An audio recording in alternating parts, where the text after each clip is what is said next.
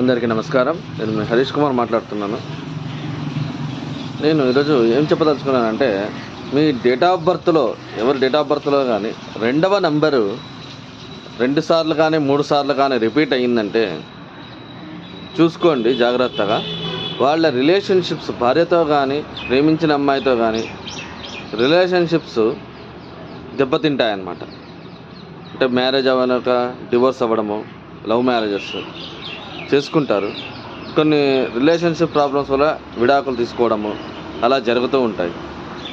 అందువల్ల మీ date of బర్త్లో రెండవ number multiple times repeat అయితే దాన్ని కొంచెం పరిశీలించి చేంజ్ చేసుకుని ప్రొసీడ్ అవుతే బాగుంటుంది. Thank you. మరిన్ని వివరాలకు మా యూట్యూబ్ ఛానల్ని సబ్స్క్రైబ్ చేయండి, లైక్ చేయండి, షేర్ చేయండి.